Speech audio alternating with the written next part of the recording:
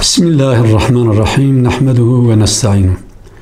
Aziz Müslümanlar, kıymetli kardeşler, arefesine geldiğimiz Kurban Bayramı sebebiyle gerek Kur'an-ı Kerim'in ve gerek hadis-i şeriflerin çok üzerinde durduğu kurban ibadetiyle ilgili sizinle birkaç cümleyi paylaşmak istiyorum.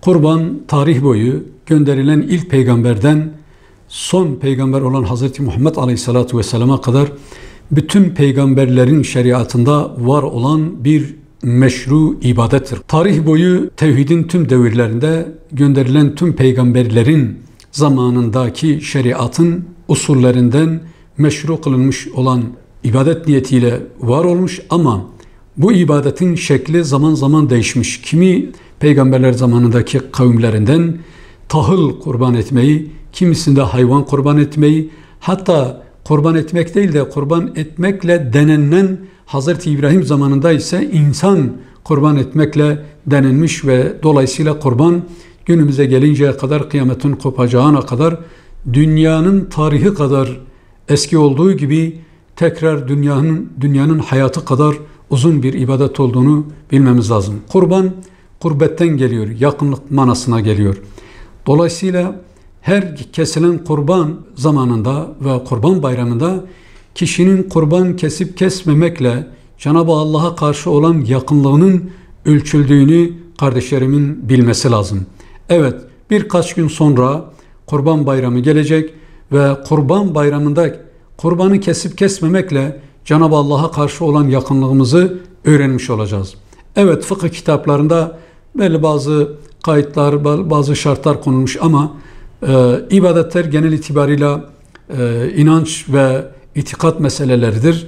Kurban da Cenab-ı Allah'a karşı olan gönül birlikteliği içinde Allah-u Teala'ya karşı olan yakınlığımızın ölçüsünü belirleyen bir terazi mesabesinde olduğu için tüm kardeşlerime nisap miktarlarınızı değil, imkanlarınızı ölçün. Nisap miktarlarını değil, paranızı değil, imkanınızı ve kalbinizdeki Cenab-ı Allah'a karşı kulluk görevinizdeki yakınlığı düşünerek bu kurban bayramında mutlaka kurban kesmeye çalışalım. Özellikle 2020 senesi ayrıyeten haccın dünya çapında yapılmadığı ve hac esnasında kesilecek olan kurbanların etinin dünyadaki muhtaç, mağdur ülkelerdeki fakir insanlara gönderilecekti.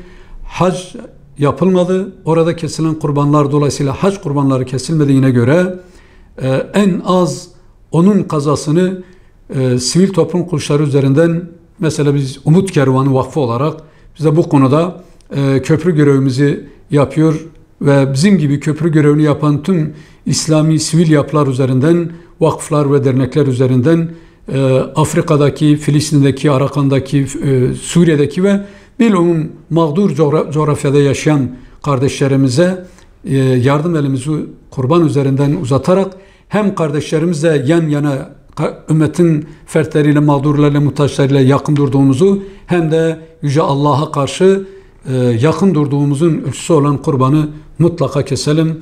Evet, Resul-i Ekrem Aleyhisselatü Vesselam her sene 2 tane kurban kestiğini ve Allah Resulü'nün bütçesini de gerçekten bugün toplumumuz içerisinde bulunan en muhtaç insandan daha muhtaç durumda olduğunu bilerek kurbanlarımızı keselim. Şimdiden Kurban Bayramı'nı alemi İslam'a, bütün Müslümanlara ve bütün insanlık ailemize hayırlara vesile olmasını Allah'tan temin eder.